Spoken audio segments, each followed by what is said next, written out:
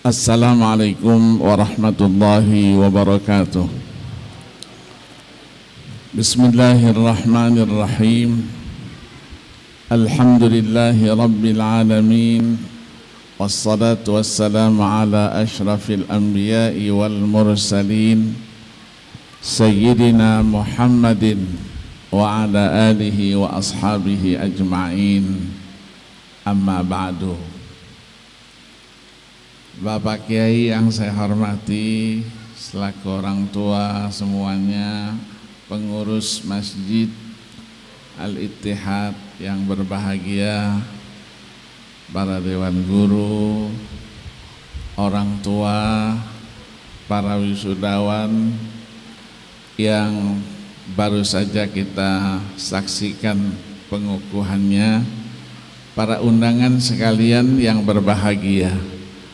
Alhamdulillah, berkat rahmat Allah subhanahu wa ta'ala, siang hari ini kita dapat hadir di tempat yang mulia ini dalam rangka acara wisuda para penghafal Al-Quran bin nazar dan bil ghaib. Mudah-mudahan Allah subhanahu wa ta'ala jadikan kita orang yang cinta kepada Al-Quran, orang yang cinta kepada pedoman hidup dan kehidupannya, dimuliakan oleh Allah subhanahu wa ta'ala di dunia dan di akhirat kelak. Amin ya rabbal alamin. Salawat dan salam kita sanjungkan, kita persembahkan kepada baginda Rasulullah sallallahu alaihi wasallam, seluruh keluarga, sahabat dan pengikutnya sekalian.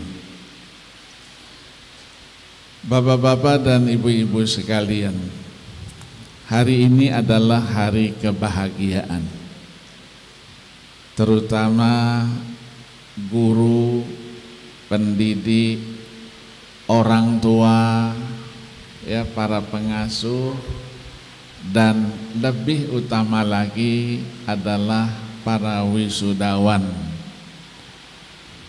Karena orang yang dekat dengan Al-Quran berarti mereka adalah orang-orang yang dekat dengan yang menurunkan Al-Quran itu, yang menerima wahyu Al-Quran itu, Allah subhanahu wa ta'ala dan junjungan Nabi besar Muhammad sallallahu alaihi wasallam.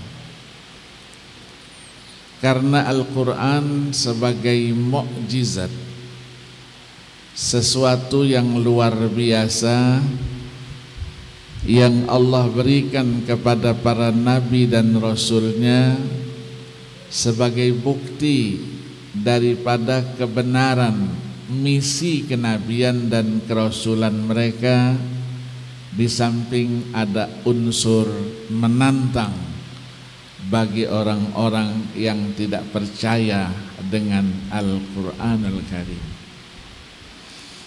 Mukjizat diberikan oleh Allah subhanahu wa ta'ala kepada para nabi dan rasulnya sesuai dengan kondisi masyarakat umat yang ada di tengah-tengah para nabi dan rasulnya itu. Nabi Allah Musa alaihi salatu wassalam misalnya dihadapkan dengan masyarakat yang menguasai ilmu sihir, maka Allah berikan mukjizat mengungguli ilmu sihir itu sendiri. Nabi Allah Isa alaihi salatu wassalam, masyarakatnya adalah masyarakat yang mempunyai keahlian di dalam ilmu ketabiban, mengobati berbagai penyakit. Allah turunkan, berikan mukjizat kepada Nabi Allah Isa alaihi salatu wassalam mengungguli apa yang mereka miliki. Untuk Nabi kita Muhammad sallallahu alaihi wasallam, masyarakatnya tidak dekat dengan ilmu sihir, tidak dekat juga dan tidak menguasai ilmu ketabiban, tapi sudah sampai kepada puncak kemajuan di dalam sastra Arab. Sastra Arab mereka kuasai, dan mereka menguasai itu sampai melahirkan apa yang kita kenal para penyair-penyair zaman jahiliyah yang akhirnya masuk Islam karena kehebatan daripada Al-Quranul Karim. Maka Al-Quran diturunkan sekaligus menantang mereka yang tidak beriman, karena mereka mengatakan bahwa Al-Quran ini tidak lebih daripada dusta, dongeng-dongeng belaka, cerita-cerita masa lalu, kemudian didiktikan, diimlakkan oleh yang bernama Muhammad sallallahu alaihi wasallam.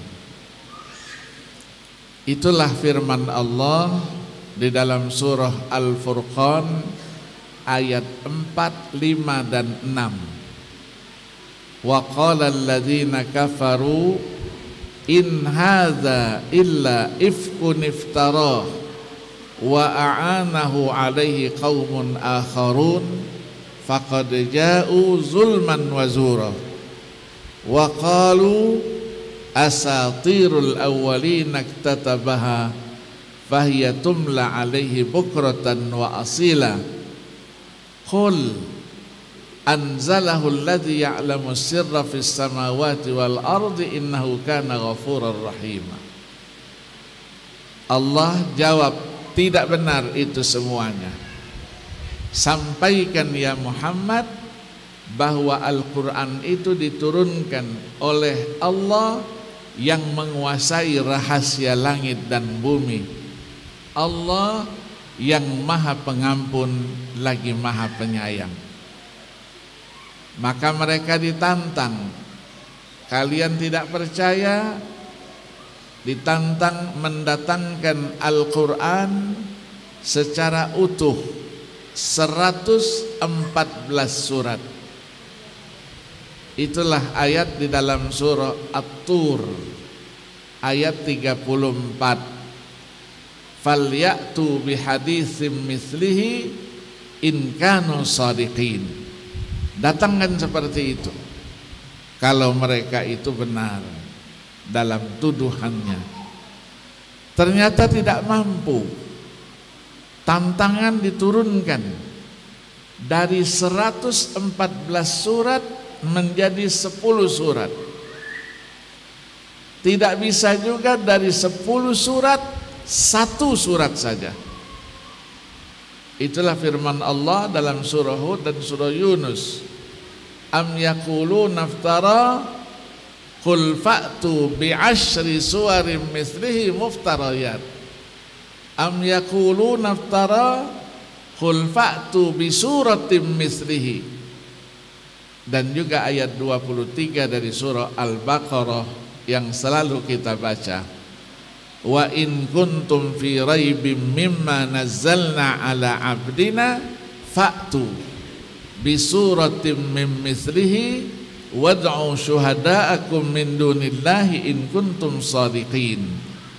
Fa illam taf'alu walan taf'alu. Disuruh mendatangkan para pakar-pakar bahasa, al-fusaha wal bulagha, al-lughawiyun, an-nahwiyun, datangkan selain Allah subhanahu wa ta'ala. Buat seperti Al-Quran 1 surat saja. Surat yang paling pendek adalah surah Al-Kautsar. Surat yang paling panjang adalah surah Al-Baqarah. Ternyata tidak mampu juga. Kalau tidak mampu juga, fa illam taf'alu walan taf'alu. Kalau mereka tidak mampu sekarang dengan kemampuannya, dengan kepiawaiannya, penguasaannya, maka nanti walan taf'alu, dipastikan tidak akan mampu lagi pada masa-masa yang akan datang. Al-Quran jumlah hurufnya ada berapa? Berapa hurufnya?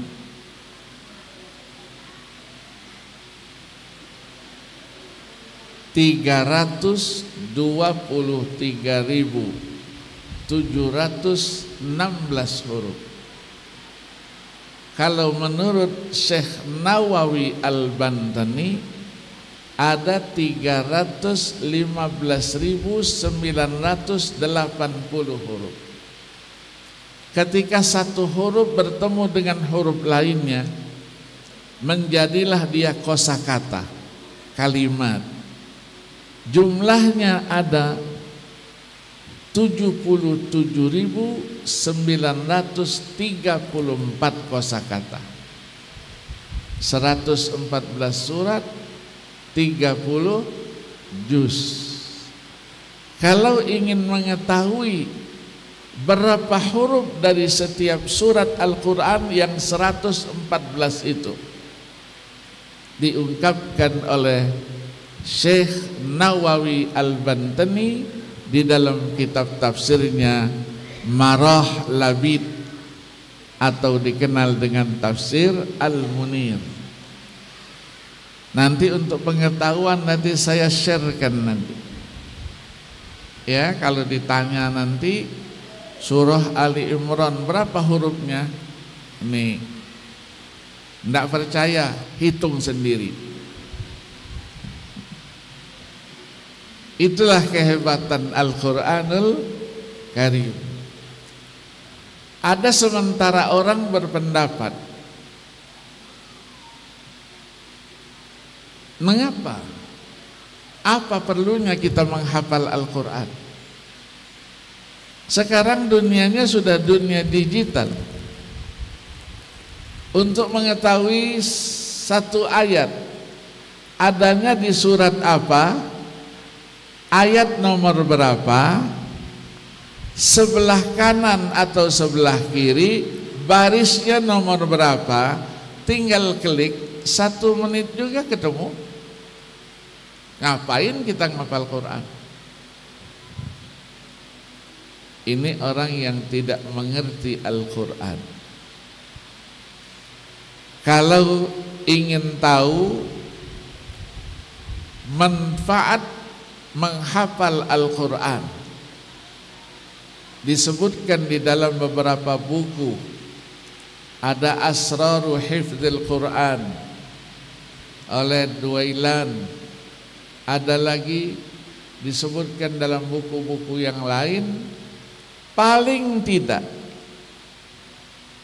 orang yang hafal Quran itu mendapatkan manfaat rahasia sebanyak 22 macam rahasianya. 22 macam rahasia. Kalau kita jelaskan dalam kesempatan ini, insya Allah sampai asar juga tidak selesai. Begitu hebatnya kita menghafal Al-Quran. Bukan tidak ada ikutannya, contoh dan tauladannya. Kita menghafal Al-Quran adalah bahagian daripada at-ta'assi wal iqtida bin Nabi alaihi salatu wassalam, melaksanakan sunnahnya Nabi. Nabi menghafal Al-Quran. Kalau sudah bulan Ramadan, 2 kali Nabi simaan dengan malaikat Jibril alaihi salatu wassalam. Ketika Nabi mendapatkan wahyu langsung dihafal dan beliau sampaikan kepada para sahabatnya. Tadi Jibril datang kepadaku menurunkan ayat ini, surat ini, disebutkan, dihafalkan 2 kali 3 kali diulangi kepada para sahabat. Mereka sudah hafal semua. Kita diulangi 20 kali juga masih budek juga. 2-3 kali sudah ditanya Nabi, hafal? Hafal. Hafalnya betul-betul nempel. Bukan hafalnya itu hanya lewat saja. Begitulah sahabat.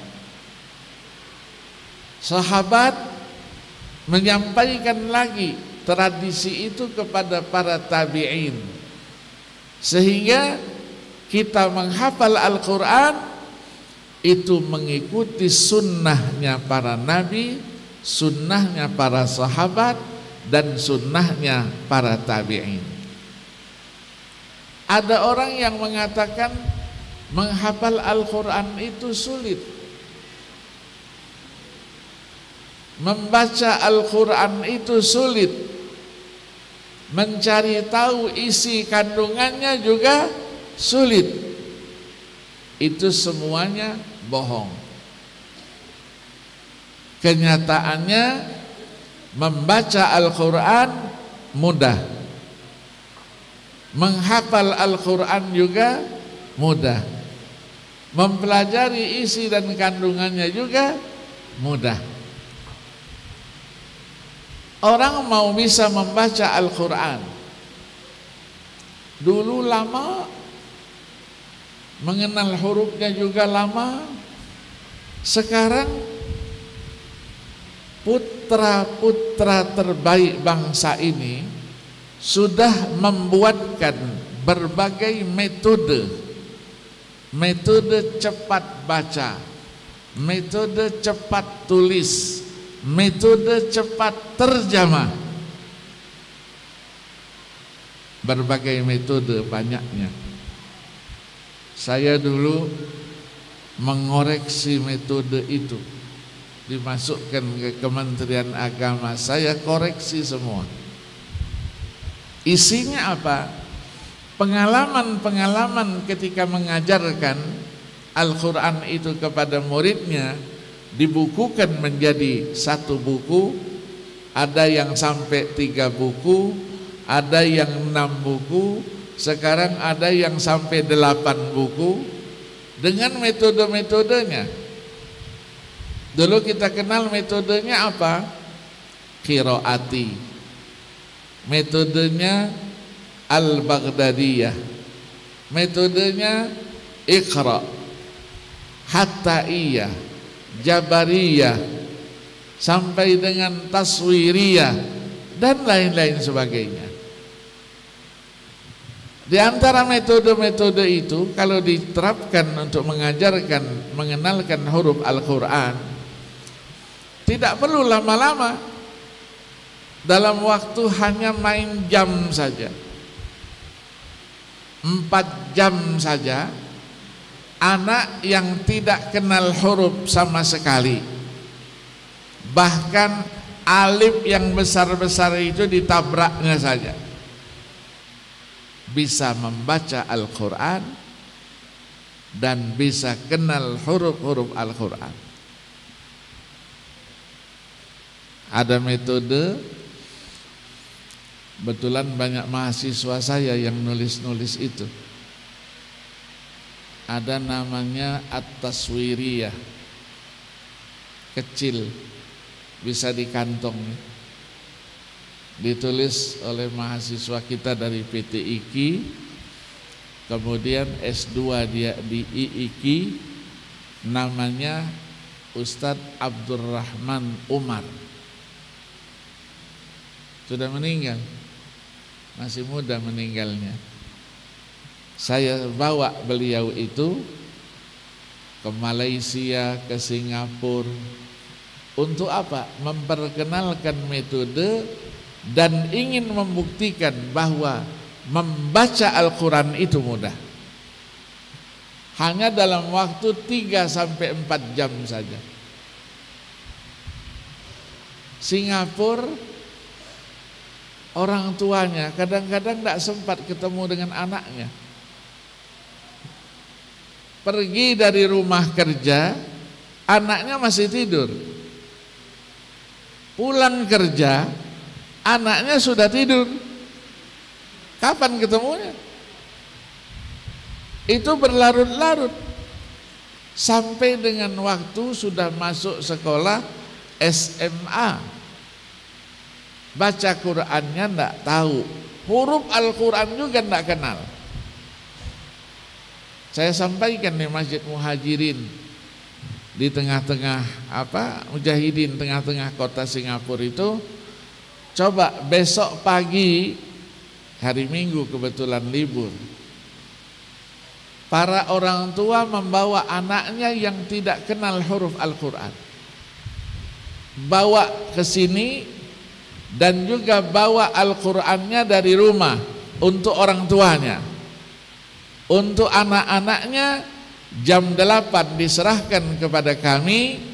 Nanti zuhur orang tua menjemput anaknya masing-masing. Ketika menjemput, diuji dulu, tes, saksikan semua orang. Qurannya bukan Quran ustadznya, Quran bawa dari rumah. Aturlah, mau halaman berapa, mau juz 2, juz 3, juz 20, buka, suruh dia baca. Insya Allah dia langsung bisa membaca Al-Quran itu. Artinya apa? Mengenal huruf-huruf Al-Quran. Ya belum bisa baca seperti Ustadz Muammar, Ustadz, nah itu belum lah, nanti itu proses lagi. Ya, mereka nangis, semua orang tuanya nangis, cium tangan sama saya, Ustadz hebat Al-Quran tuh Ustadz ya. Al-Quran tuh hebat bukan sekarang, dari dulu juga hebat. Hanya orang tuanya yang tidak tahu kehebatan Al-Quran itu. Di Johor Baru kita kumpulkan, bisa juga seperti itu. Inilah Al-Quran dimudahkan oleh Allah untuk membaca. Maka orang yang membaca Al-Quran saja mendapatkan satu posisi yang sangat terhormat di sisi Allah Subhanahu wa ta'ala. Membaca Al-Quran tidak sama dengan membaca yang lain. Maka dikatakan di dalam sabda Nabi itu, man qara'a harfan min kitabillah falahu hasanah wal hasanah bi'asyri amsalihah. Siapa yang membaca satu huruf saja dari Al-Quran, maka dia mendapatkan satu kebajikan. Satu kebajikan dilipat gandakan menjadi 10. La aqulu alif lam mim harfun wa innamal alifu harfun wal lamu harfun wal mimu harfun. Aku tidak mengatakan, kata Nabi, alif lam mim itu satu huruf, tapi alifnya satu, lamnya satu, mimnya satu. Nah, orang yang suka membaca Al-Quran berarti orang itu selalu komunikasi dengan penciptanya, Allah Subhanahu wa ta'ala. Karena Al-Quran itu adalah wahyunya Allah. Maka Nabi katakan, man arada ayyatakallama ma'allah falyaqra'il Quran. Siapa yang ingin berkomunikasi, berdialog dengan Allah, baca Al-Quran itu. Maka membaca Al-Quran dengan baik, belajarnya tadi itu bin nadhar sudah baik, tajwidnya sudah itu, posisinya di mana? Al-mahiru bil Quran ma'as safaratil kiramil bararah. nanti akan bersama para malaikat terhormat, malaikat yang mulia. Apalagi menghafal Al-Quran. Menghafal Al-Quran, membacanya mudah, menghafalnya juga mudah, dan dimudahkan untuk semua tingkatan. Mau anak kecil, mau sudah remaja, mau sudah dewasa, mau tua bangka, mudah semua untuk dihafal. Hifdzul Quran muyassarun linnasi kullihim. Tidak ada faktor umur. Sampai dengan anak-anak yang kurang itu, yang namanya anak-anak apa namanya, yang dungu, yang canet, yang tuli, yang ada kekurangan dari segi fisik, itu tidak menjadi penghalang untuk menghafal Al-Quranul Karim. Untuk canet sudah ada Quran Braille-nya. Ya, berapa banyak orang-orang yang canet yang hafal Al-Quran 30 juz, perempuan maupun wanita, laki-laki. Di Mesir ada yayasan khusus untuk anak-anak yang kurang mampu tadi. Ternyata mereka punya kemampuan sama dengan orang-orang yang sehat. Kita baru-baru ini dapat viral 2 bersaudara perempuan umurnya 72 tahun, hafal Quran 30 juz. Nangis dia, kenapa waktu muda dulu tidak saya lakukan ini. Ada seorang tua laki-laki umurnya sudah 84 tahun, hafal Al-Quran 30 juz. Bukan juz 30, beda. 30 juz dan juz 30, ya, hafalnya 30 juz, ya, bukan juz 30. Allah mudahkan. Maka nanti orang tua yang mengantarkan si anak, guru yang mendidik si anak, itu tidak sia-sia di hadapan Allah Subhanahu wa ta'ala. Untuk orang tua nanti pada hari kiamat, nanti anak-anak ini membawakan mahkota. Mahkota dibawa. Mahkotanya bukan mahkota yang dijual di jalanan itu. Mahkotanya dengan berlian permata. Dibawa untuk apa? Mencari orang tuanya. Dicari, mana orang tua saya. Dibawa mahkota itu untuk dipakaikan kepada kedua orang tuanya. Sebagai apa? Ucapan terima kasih kepada orang tua yang sudah mengantarkan bisa hafal Al-Quran. Maka tadi tradisi yang luar biasa, ya, sungkeman kepada kedua orang tua, sungkeman sama guru.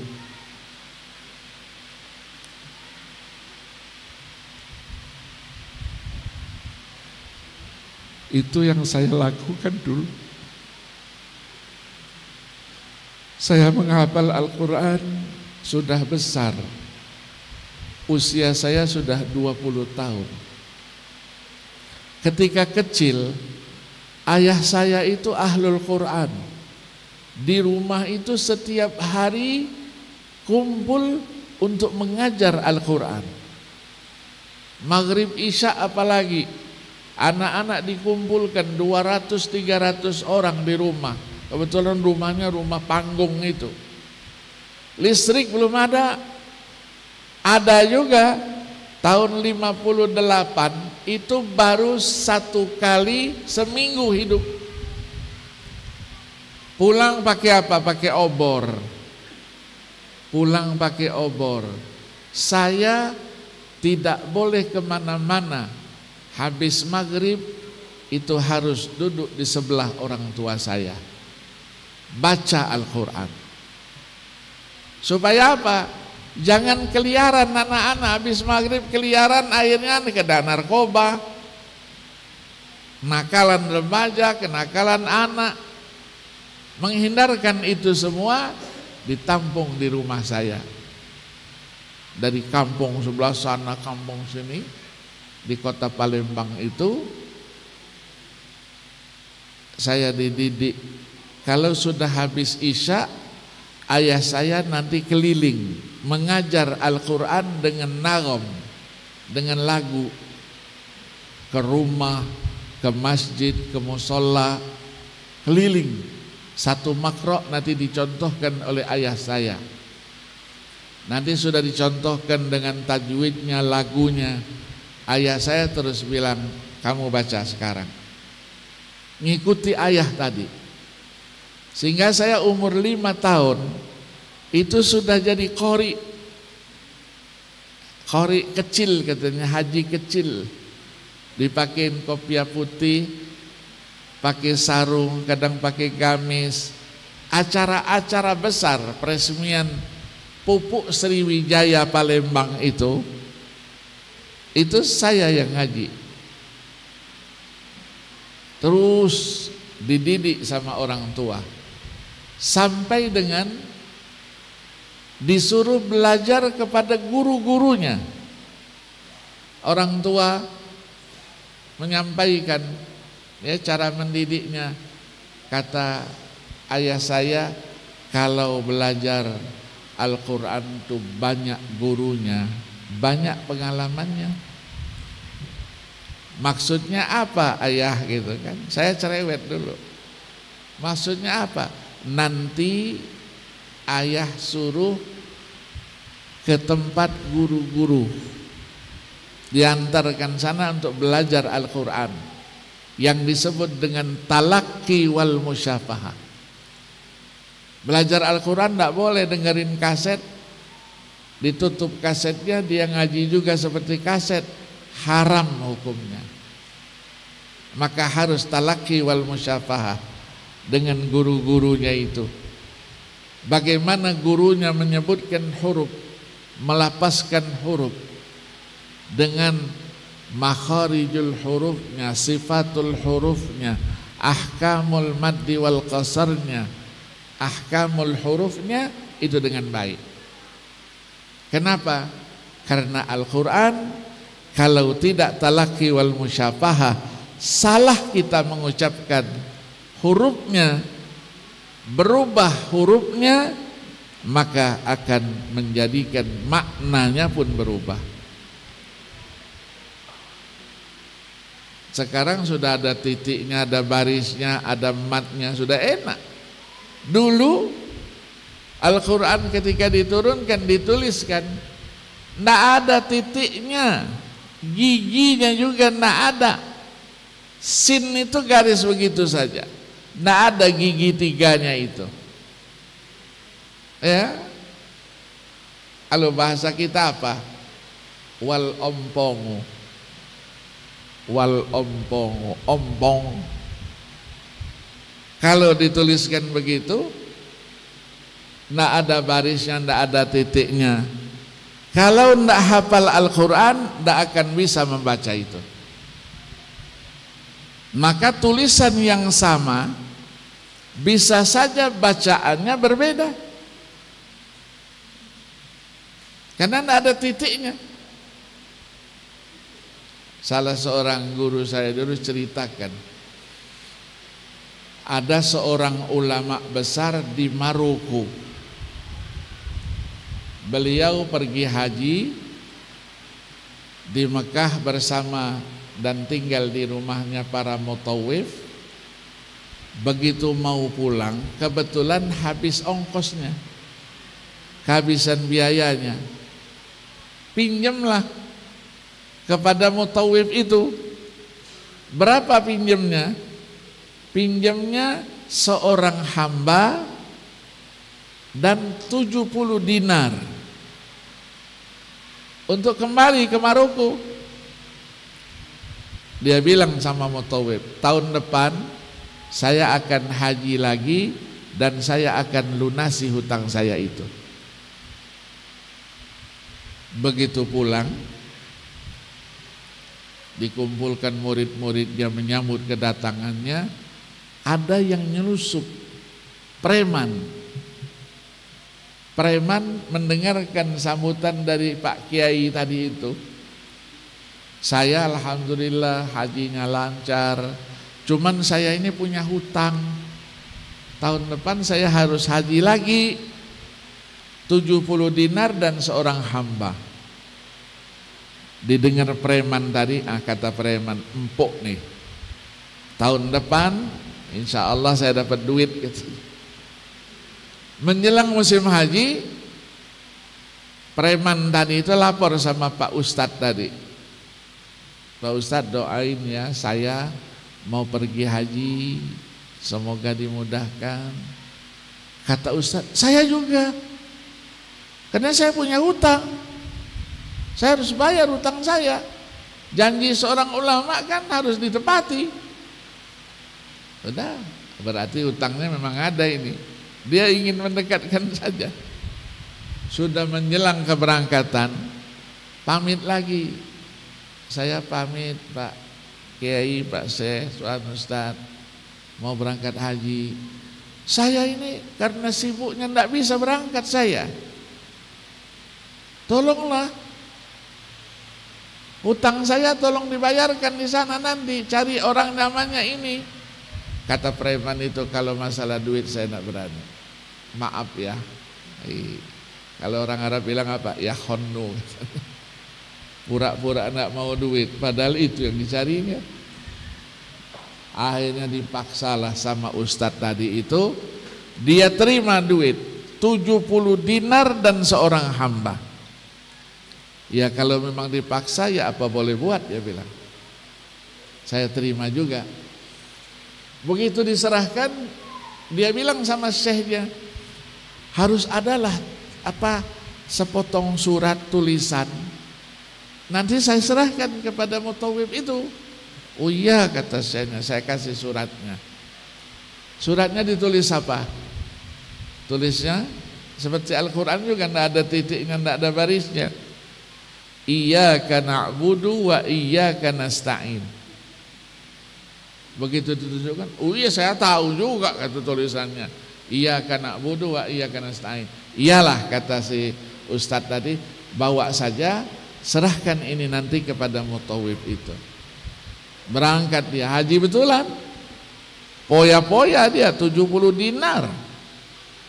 Sampai di Mekah sana dicarinya Mutawib itu tadi, ketemu.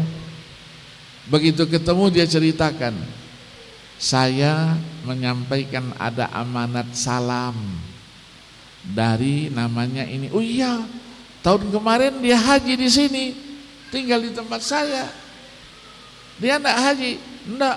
Oh, dia punya utang sama saya 70 dinar seorang hamba. Ada enggak titipkan sama kamu? Oh, enggak ada. Dikejar lagi, enggak ada.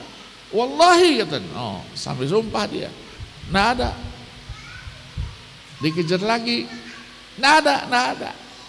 Ada enggak suratnya? Oh, kalau surat ada. Surat ada, diambilnya suratnya. Ini suratnya. Tanya lagi, ada enggak kirim dia amanatnya itu? Enggak ada, wallahi. Kata si Mutawib, ini bacaannya apa? Oh, saya tahu kalau itu iyyaka na'budu wa iyyaka nasta'in. Enggak. Kata Mutawib itu bukan itu.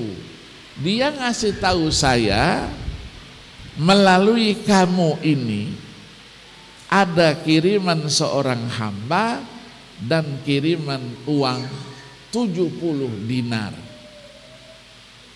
Dari mana itu? Ini bacaannya tahu kamu? Nggak tahu saya.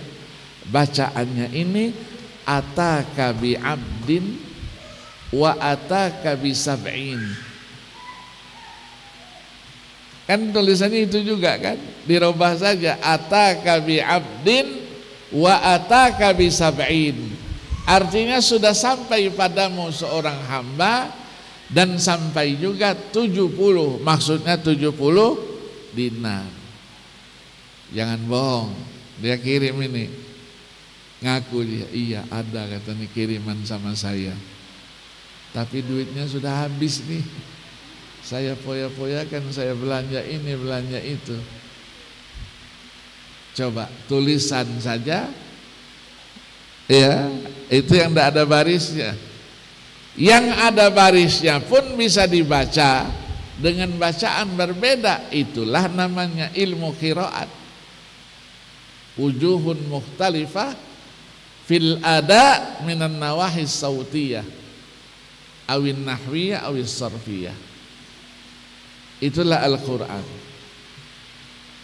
Ketika pada masa Ali bin Abi Thalib, masa Utsman bin Affan yang mendahuluinya, bacaan berbeda-beda. Maka dibuatlah tanda baca yang sangat sederhana pada waktu itu. Dipanggil seorang ahlinya, namanya Abul Aswad Ad-Du'ali, yang meninggal tahun 69 Hijriah. Disuruh apa? Beli titik, berikan titik tanda baca. Itulah tanda baca yang sangat-sangat sederhana. Ada hurufnya, titiknya satu di atas, berarti suaranya fathah A. Kalau titiknya dua, berarti suaranya U. Kalau titiknya satu di bawah, suaranya I. Tidak lebih daripada itu, sampai muncul seorang tokoh namanya Khalil bin Ahmad Al-Farahidi yang wafat 170 Hijriah. Dibuatkanlah kaedah bahasa Arab untuk diterapkan kepada Al-Quranul Karim. Beliau semasa dengan Imam Sibawayh. Sibawayh 180 meninggalnya. Ya, Sibawayh yang kita kenal, pakar ya bahasa itu. Sampai orang-orang dari Fakultas Adab sering cerita, ya ceritanya bukan serius ya, menunjukkan bahwa Imam Sibawayh ini luar biasa ketokohan dan kepakarannya. Sampai beliau meninggal gitu. Meninggal, dikuburkan, katanya ada ceritanya. Malaikat mulai menanya, man rabbuka wa man nabiyuka. Kata Sibawayh, nanti dulu, mannya man apa itu? Malaikat kan tidak punya ilmu, tidak tahu kami diperintahkan hanya menanya. Ya sudah, kalau tidak bisa nanya jangan tanya saya lah. Ya sudahlah katanya. Itu kepakarannya. Karena man itu banyak sekali. Man itu istifham. Istifham apa? Litakri, litaubih, macam-macam. Maka Al-Quran itu satu huruf saja punya makna. Ya, satu huruf saja punya wow. Wow, apalah artinya wow? Tapi kalau tidak didudukkan pada posisi yang sebenarnya, maka memberi makna yang berbeda. Wow. Waw itu bisa wawnya wawul ataf, wawnya bisa wawul ibtida isti'naf, wawnya bisa wawul qasam, wawnya bisa wawul ma'iyah, wawnya terus. Salah mendudukkan, salah maknanya. Maka qori hati-hati itu dengan waw. Ya, memposisikan wawnya wawul ataf, padahal posisinya wawul isti'nab, itu menjadikan dia tidak bisa masuk final. Dulu terjadi dulu tahun 90 ya, di Jogja, Musabaqah Nasional di Jogja. Ada qori luar biasa. Dia membacanya sudah larut malam, peserta terakhir jam 12-an. Suaranya, napasnya, lagunya, Masya Allah. Saya ketua Dewan Hakimnya waktu itu. Sehingga orang katakan, wah hebat, pasti masuk final ini. Yang tidak hadir dengar di radio kan. Begitu dia baca surah Saffat dia, summa aghraqnal akharina wa inna min syi'atihi la Ibrahim. Cerita Nabi Allah Nuh. Seharusnya berhenti dia. Summa aghraqnal akharin. Titik. Selesai itu ceritanya. Wa inna min syi'atihi la Ibrahim. Wawnya wawul istiqnab, dannya D-nya besar, bukan D-nya kecil. Yang menilai bidang fasohah itu waqaf ibtida itu Allah yarham Imam Besar Istiqlal Kiai Muhammad Nasir. Ada lagi Soleh Toha dari Sulawesi, 20 tahun di Mekah dia. Satu lagi Allah yarham Profesor Dr. Abdullah Shah dari Medan. Ini di Mesir dia sekian lama dia. Begitu dengar itu, dia bacanya dengan lagu Nahawan lagi supaya lagunya kena. Ya, dia baca Thumma aghraqnal akharina wa inna min syi'atina Ibrahim. Allah, Rami suaranya Masya Allah. Yang kiai yang tiga ini, inna lillahi wa inna ilaihi raji'un. Memposisikan wawunya salah. Lagunya bagus. Ya, saya bilang ini tidak masuk final ini. Begitu kita rapat rekapitulasi nilai itu, yang tadi baca ini tidak masuk final. Tidak masuk final. Hakim-hakim yang lain tanya kenapa tidak masuk final, apa salahnya, kami dengarkan. Nah, saya karena saya muda ya, masa saya jelasin sama orang tua-tua ya. Tahun 90 berarti 33 tahun yang lalu. Masih muda lah ya, umurnya masih 30-an. Saya bilang, Pak Yai, saya tidak bisa menjelaskan itu, tidak enak lah. Pak Kiai Mukhtar Nasir lah yang jelaskan. Pak Yai jelaskan. Oke, kalau Pak Yai bilang buka lagi rekamannya, dibuka rekamannya, masih tidak nyambung juga. Gara-gara wow tadi tidak ketemu. Banyak yang tidak tahu. Oh, kata Kiai Mukhtarnya ini, dia memposisikan waw yang seharusnya wawnya wawul istiqnab, D-nya besar, dirubahnya menjadi D-nya kecil, dikurangi angkanya. Masing-masing waktu itu angkanya dikurangi sepertiga.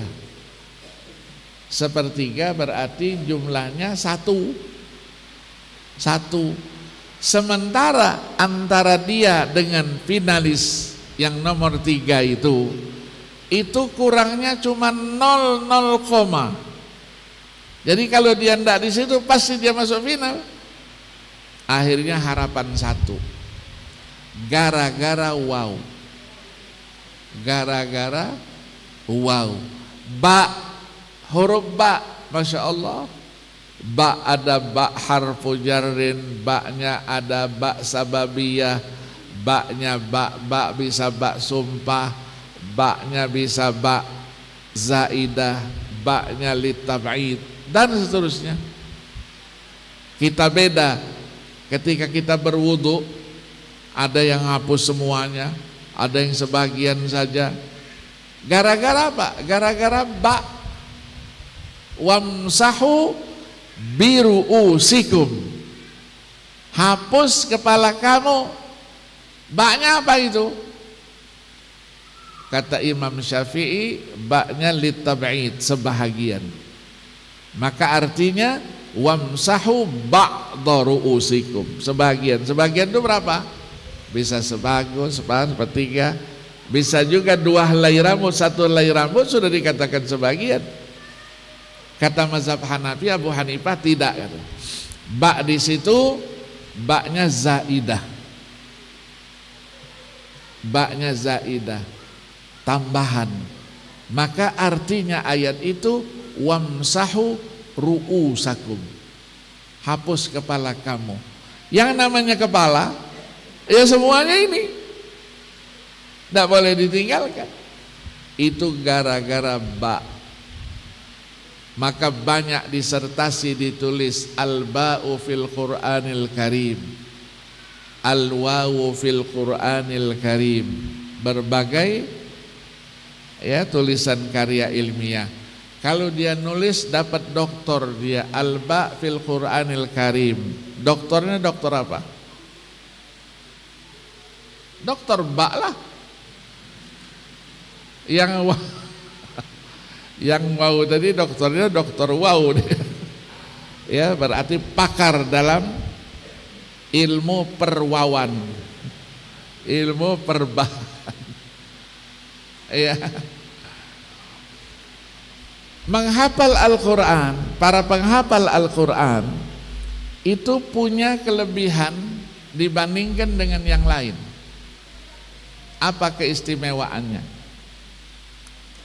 Yang pertama keistimewaannya quwwatuz zakirah, ingatannya hebat, hafalannya hebat. Pasti ketika dia sekolah, dia kuliah unggul dari yang lain-lainnya, karena ada Al-Quran 30 juz. Maka yang lainnya kecil, ngapalin buku-buku itu kecil. Orang yang hafal Quran sekali baca buku-buku itu langsung hafal juga, maka pasti dia lebih unggul, sekolahnya lebih berprestasi. Kalau wisuda menjadi wisudawan terbaik. Kalau dia perempuan, wisudawati terbaik. Ilmunya tidak harus ilmu agama, tidak harus ilmu agama. Apalagi UIN, kan UIN ada matematika, ada fisika, ada sains. Yang matematika juara terbaik antar universitas, dicari tahu dia hafal Quran 30 juz. Ya, maka anak yang hafal Al-Quran 30 juz, lulus SMA, mau masuk kemana dia? Mau UIN, diterima dengan 2 tangan terbuka. Silahkan pilih fakultas mana, jurusan mana, diterima tanpa testing, langsung dikasih beasiswa, SPP-nya langsung dibebaskan. Oh, itu UIN. UIN ialah Kementerian Agama. Ya, dulu saya yang pertama kali adakan begitu. Sekarang universitas umum yang di bawah Dikti, mau masuk UI, mau masuk ITB, masuk Unpad, UGM, punya hafalan Al-Quran 30 juz dan punya sertifikat itu, milih jurusan mana, langsung diterima tanpa testing, dikasih beasiswa, bebas SPP. Hebat enggak? Iya. Ya, hormati. Dulu ketika saya jadi menteri dulu, saya buat aturan itu. Tapi UIN tidak terlalu banyak penghafal Al-Qur'annya. Ya, UIN yang terbanyak dulu itu UIN Malang. Zaman saya dulu 22, 26 setiap tahun itu. Sekarang sudah berapa? UIN Malang itu sudah hampir 3.000 mahasiswa yang hafal Quran. Rektornya yang pusing, bebasin SPP-nya dari mana duitnya. Tapi alhamdulillah, ya, Jakarta juga berapa tahun yang lalu wisuda ternyata wisudawan terbaik perempuan dari Fakultas Kedokteran. Hebat sekali ini perempuan, IP-nya sampai 4. Setelah ditelusuri, dia adalah seorang yang hafal Al-Qur'anul Karim. Ya, jadi cerdas. Kalau mau ujian besok pagi, nggak usah sampai malam-malam jam 3 nak tidur baca buku. Nggak usah, tidur aja nyenyak-nyenyak. Yang nggak hafal Quran biar aja jungkir balik dia baca buku. Kita tidur aja nyenyak. Ya, ini pengalaman saya ya. Saya sekolah di Madinah dulu. Kalau besok mau ujian tidur saya, kata teman-teman, Pak Agil, belajar dong. Ya sudah, kamu aja belajar. Saya sudah selesai semua. Apa pelajarannya? Ngapalin buku. Kita hafalin buku itu. Buku hadis, Subulus Salam jadiinnya. Harfan-harfan kita hafalin. Mau pertanyaannya dari mana kita jawab. Sirah Nabawiyah 4 jilid. Sirah Ibnu Hisham, Abdul Malik bin Hisham, dengan berapa topiknya. Kita baca, langsung hafal dia. Ujian nanti insya Allah kita duluan yang keluar. Yang lain masih mikir, kita duluan sudah. Berkat apa? Berkat Al-Qur'anul Karim. Ya, kita rasakan. Kemudian yang kedua, orang yang hafal Quran itu dialeknya dalam bahasa Arab pasti lebih baik. Fasahahnya dalam bahasa Arab pasti lebih unggul. Kenapa? Karena tiap hari baca Quran, Al-Quran dalam bahasa Arab, pasti dia. Ya, pasti dia dalam bahasa Arab. Ya, dalam bahasa Arab. Karena setiap hari bahasa Arab terus. Yang ketiga apa? Dia punya namanya ar-rahah an-nafsiyah, ketenangan jiwa. Orang yang hafal Quran tidak pernah gelisah dia, tidak pernah, apalagi putus asa, tidak ada. Punya ketenangan tersendiri. Apapun yang terjadi, Al-Quran ada di sini. Itulah yang membuat ketenangan. Maka Al-Quran ketika menjelaskan jati dirinya, apa itu Al-Quran? Ya, antara lain, ya ayyuhan nas qad ja'atkum mau'izatum mir rabbikum wa shifaa'un lima fis suduri wa hudaw wa rahmatul lil mu'minin. Buku nasihat. Apa yang diperlukan? Semuanya ada dalam Al-Quran.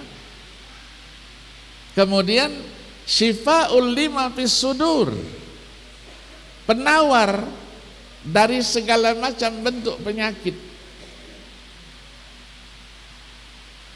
Maka orang yang hafal Quran,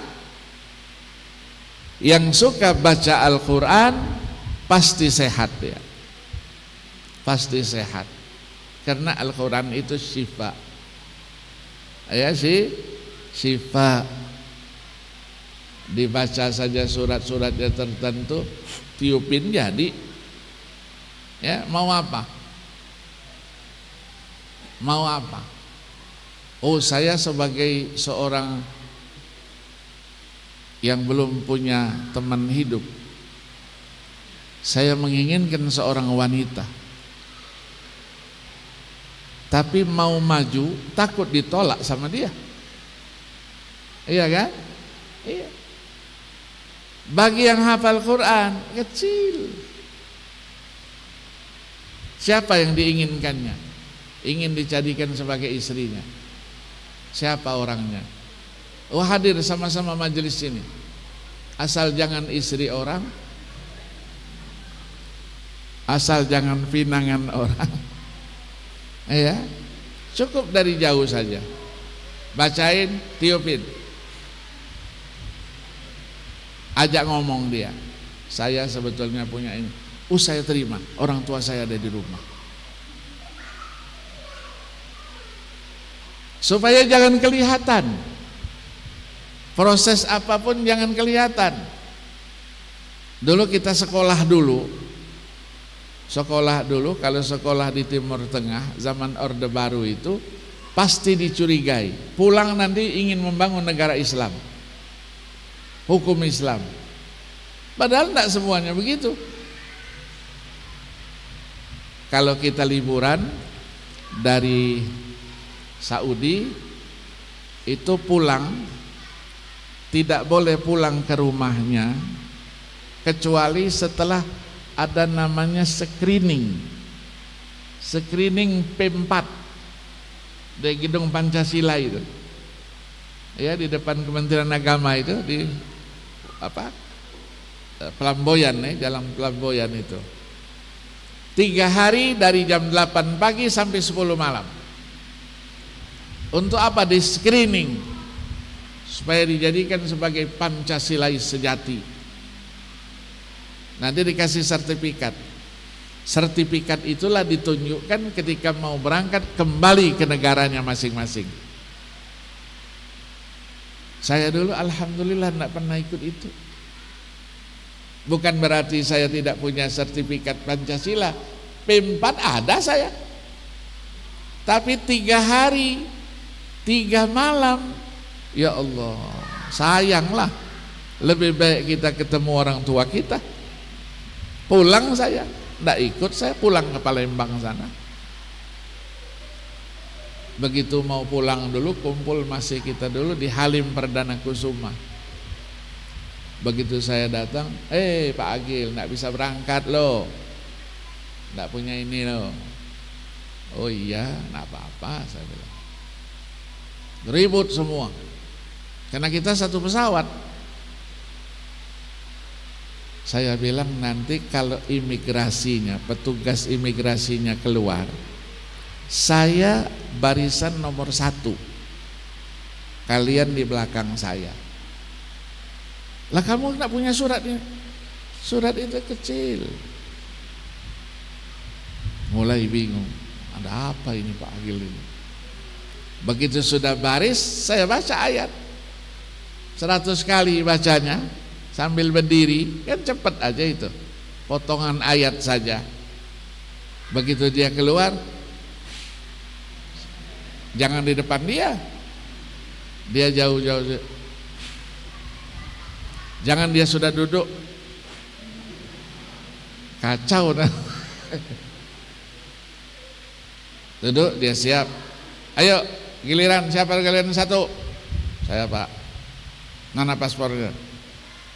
Buka sama dia, tok. Nggak perlu surat Pak, nggak perlu, jalan. Tuh, lihat, saya bilang. Yang di belakang sudah bingung, nggak ada surat kok bisa lolos. Yang di belakang nggak punya Al-Quran, saya punya satu potong ayat saja, dibaca lewat. Mulai anak-anak tanya, Pak Agil kan tidak punya suratnya. Itulah rahasia. Jadi nanti kalau ada yang mau ayatnya apa, ya nanti di WA aja sama saya. Cuman syaratnya agak berat. Syaratnya 70 ekor ayam hitam.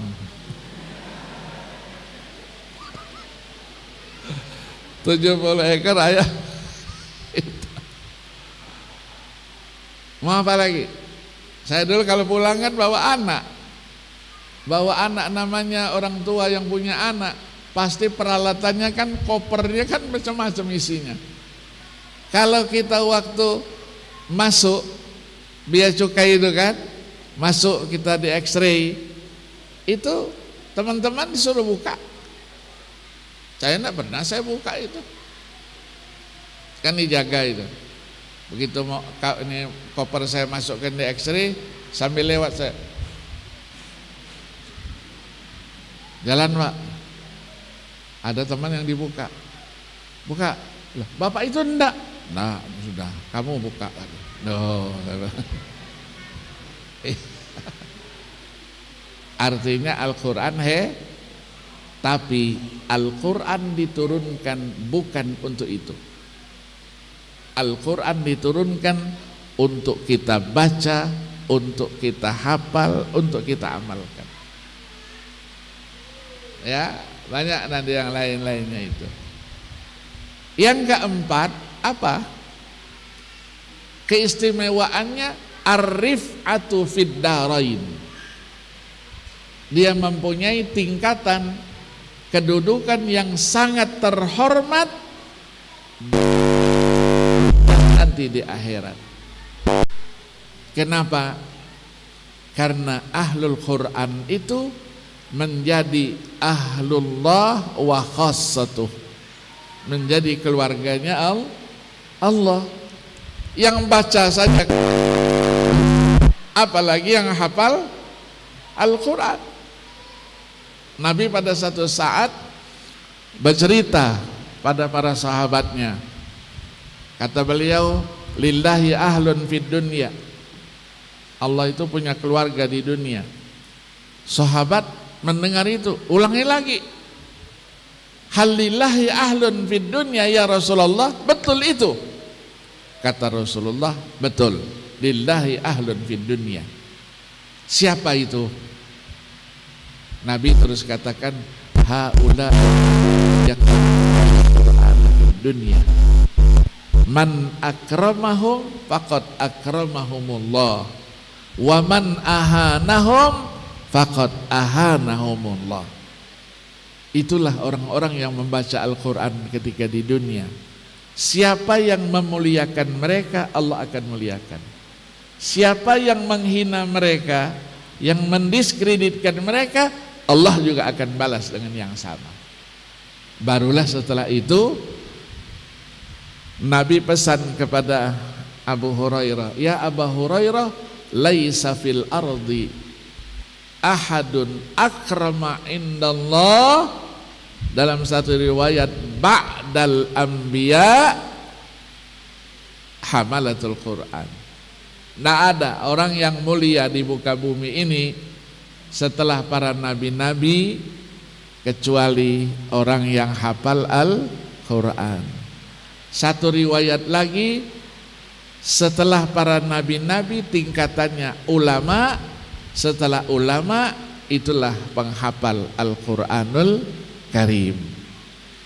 Maka di dalam hadis yang lain diceritakan, inna akramal ibadi indallah fi hadhihi dunya ba'dal anbiya al ulama. Sesungguhnya hamba Allah yang paling mulia di muka bumi ini setelah para nabi-nabi adalah ulama, dan urutan yang ketiganya adalah penghafal Al-Quran. Apa keistimewaannya? Di sini disebutkan ada 4 keistimewaannya. Yakhrujuna minad dunya kama yakhrujul anbiya. Mereka akan keluar dari dunia ini seperti para nabi-nabi. Apa maksudnya? Jaminan husnul khatimah. Jaminan husnul. Kita selalu doa, ya Allah biha, ya Allah biha, ya Allah bi husnil. Untuk ahlul Quran dijamin itu. Yang kedua, wa yuhsyaruna min quburihim ma'al anbiya. Nanti ketika kebangkitan, mereka sudah dibangkitkan bersama para nabi-nabi. Jadi ngerombolnya itu sama nabi. Kalau ngerombolnya sama-sama perginya kira-kira surga. Iya.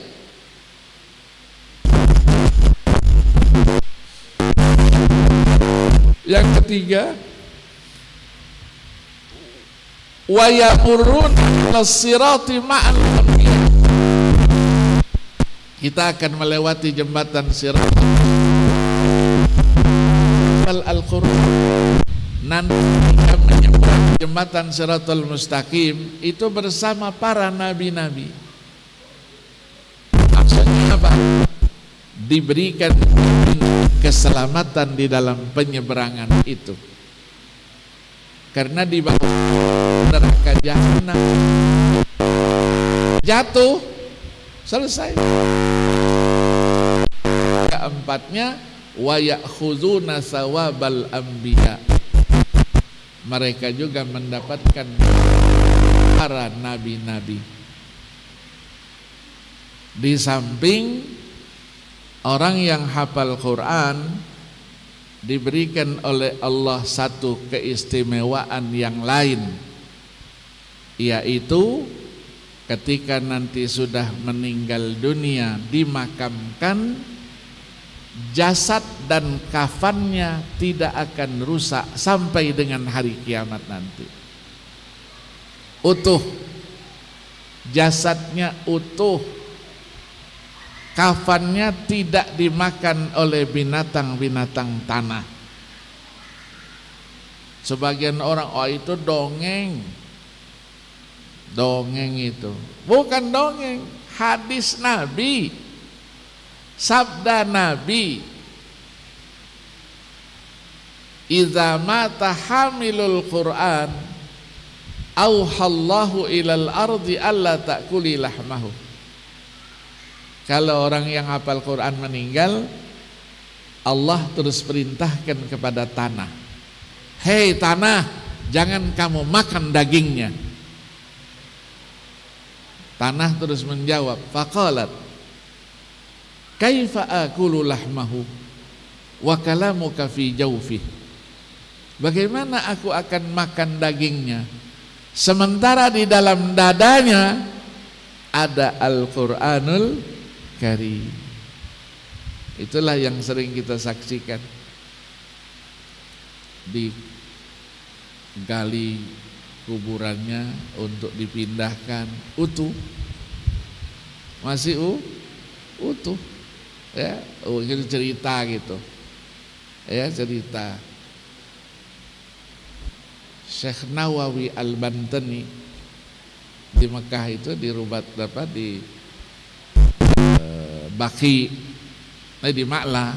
Di Ma'la itu di pojok sudah dimakamkan, meninggalnya 1897.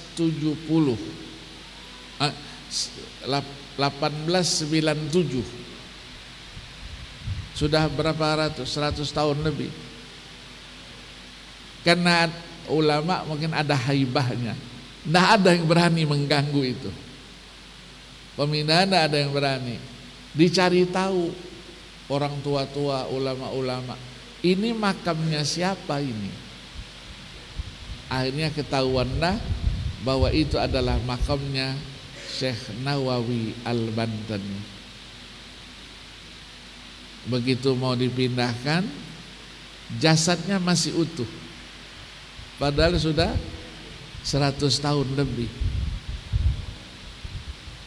Ada lagi Syekh Sirat Garut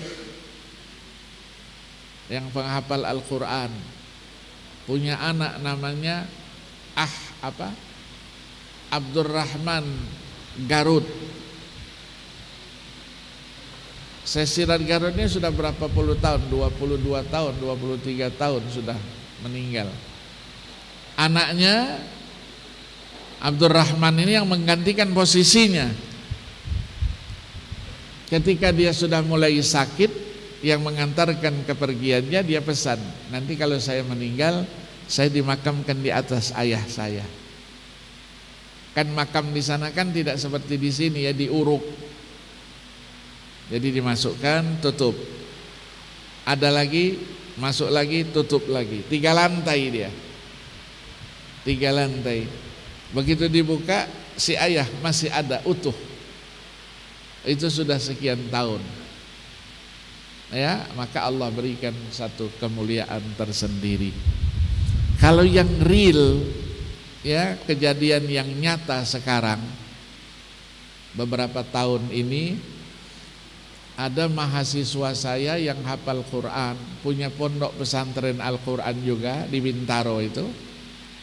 Sore hari habis sholat asar, karena ubin ini marmer, ada air, dia nginjek itu, terpleset, jatuh, kepalanya terbentur, langsung pendarahan. Dibawalah ke rumah sakit Bintaro itu yang kemarin ribut itu. Orang sudah sakit, sudah mau mati, minta dibayar dulu, ada uang mukanya, termasuk dia yang kena. Jadi kata dokter harus dioperasi, tapi sebelum operasi bayar dulu uang jaminan. Uang jaminannya berapa? 300 juta. 300 juta Ustadz, dari mana saya di duit? Rumahnya dijual, semua dijual juga tidak cukup. Akhirnya nego-nego tidak bisa juga. Dia karena banyak ngajar di mana-mana, di SMS lah tempat-tempat yang ngajar itu. Terkumpul 1 jamnya 120 jutaan. Tapi tidak bisa juga, jaminannya 300. Dibawa larilah ke rumah sakit namanya Eka Hospital yang ada di BSD itu.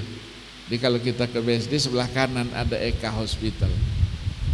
Nah rupanya dokternya itu, dokter bedahnya itu standby terus itu, 24 jam standby. Dibawa ke situ, begitu dilihat kondisi begitu langsung dibawa ke mana, ke ruang operasi.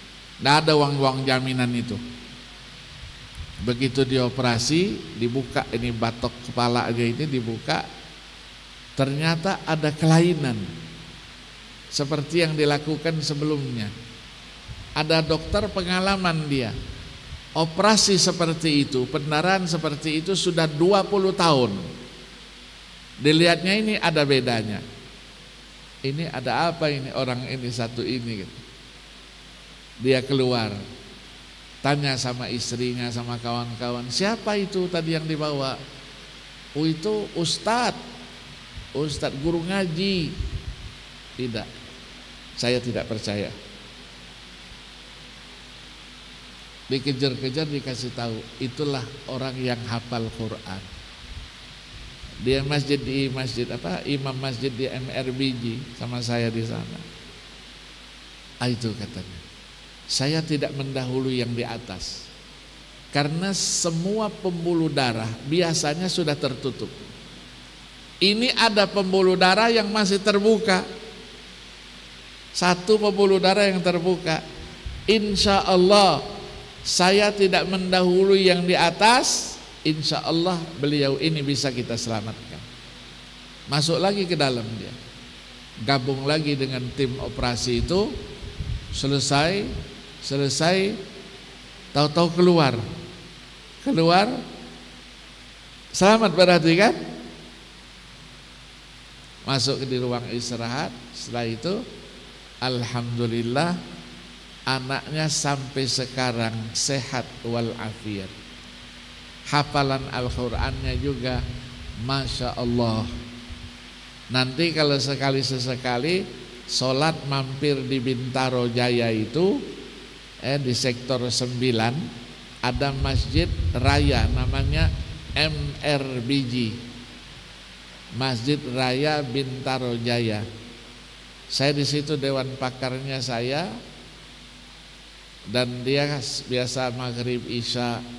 Kalau saya ngajar yang Zoom itu, saya ngajar, dia ada nanti jadi imam maghrib isya.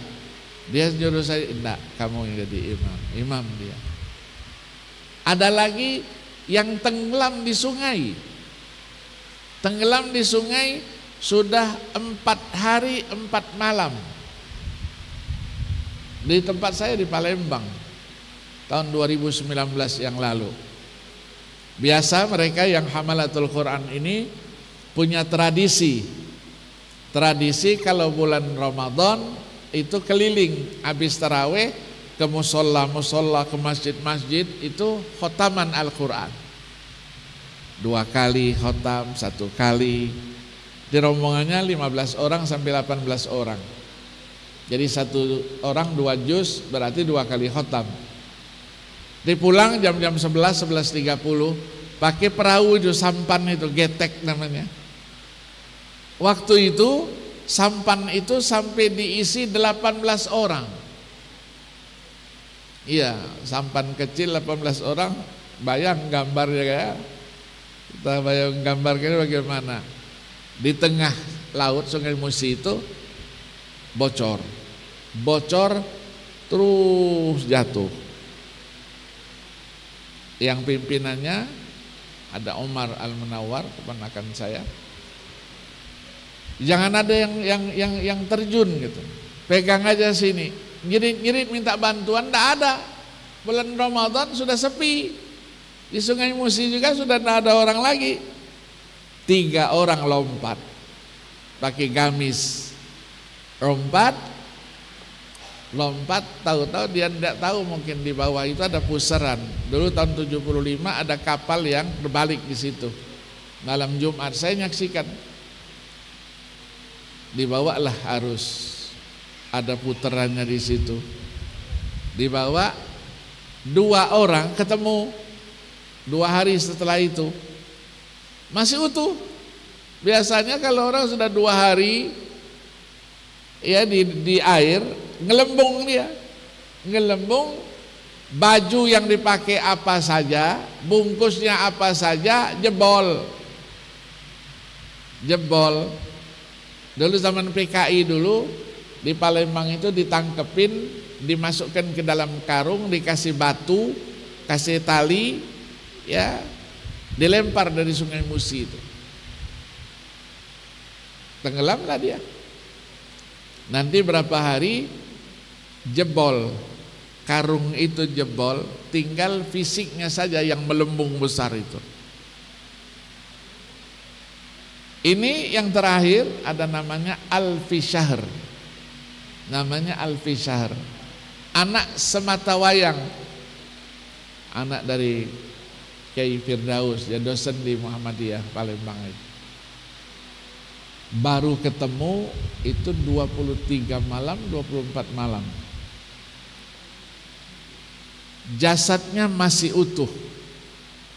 Dia senang pegang Al-Quran kecil itu. Al-Quran dipegangnya tangan kanan. Itu masih ada di sini Quran itu. Bajunya tidak ada yang sobek sedikit pun, tidak ada yang robek sedikit pun. Dibawalah langsung malam itu pas saya di sana, bis maghrib dimakamkan di pemakaman Kenten itu, makaman besar, makanan umum. Begitu dibawa di depan gerbang itu harumnya luar biasa. Ada yang tanya, siapa yang bawa minyak wangi ini? Tidak ada. Mereka tanya, ini ada apa ini Ustaz? Saya bilang, malaikat turun untuk menghormati pemakaman orang yang hafal Quran itu. Maka wanginya tidak hilang-hilang sampai mereka pulang. Itulah penghormatan Allah kepada orang-orang yang suka membaca Al-Quran dan hafal Al-Quranul Karim. Maka saya ucapkan selamat ya kepada teman-teman yang sudah hafal Quran bil ghaib 5 orang ini, dan yang tadi bin nadhar ada 20 orang. Pelihara terus hafalan Al-Quran itu. Sebagai hamalatul Quran, tidak boleh sehari itu kurang dari 3 juz. Murojaahnya 3 juz. itu paling kecil.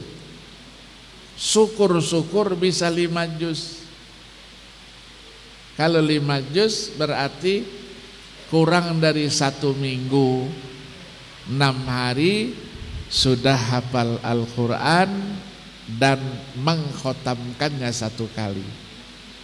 Apalagi di bulan suci Ramadan.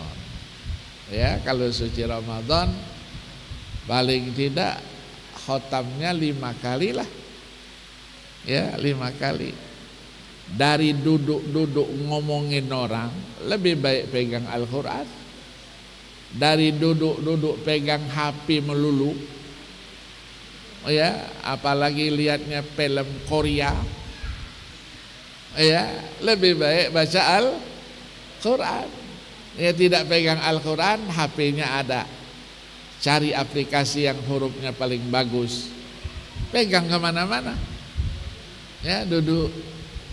Karena mengulangi hafalan Al-Quran kan tidak terlalu capek, ya. Sekaligus takrir hafalan itu supaya dia betul-betul mutqin.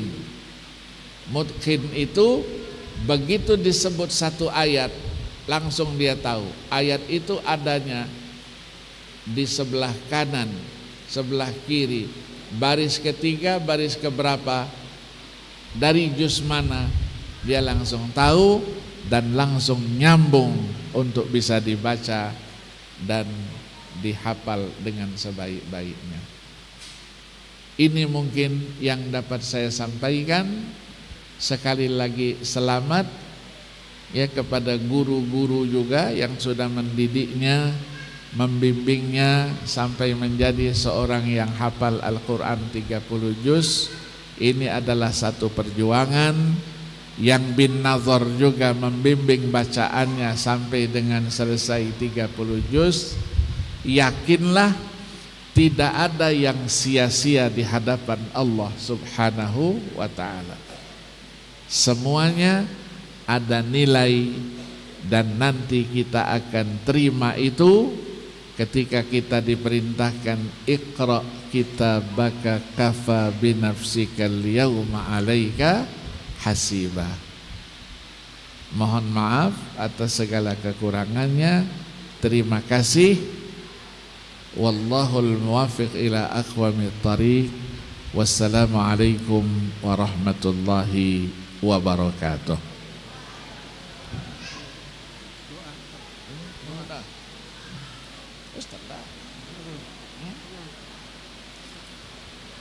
Bismillahirrahmanirrahim. Alhamdulillahi rabbil alamin. Allahumma salli wa sallim ala sayyidina Muhammad wa ala ali sayyidina Muhammad.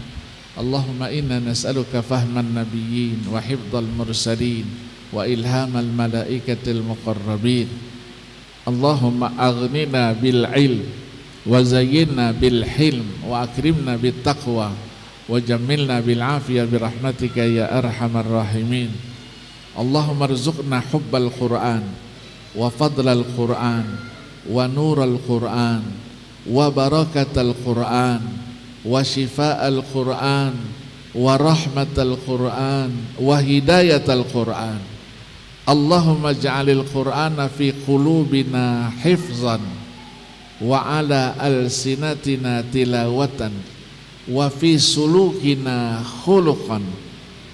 Allahumma syrah sudurana bil Qur'an wa bayyid wujuhana bil Qur'an wa nawwir quburana bil Qur'an.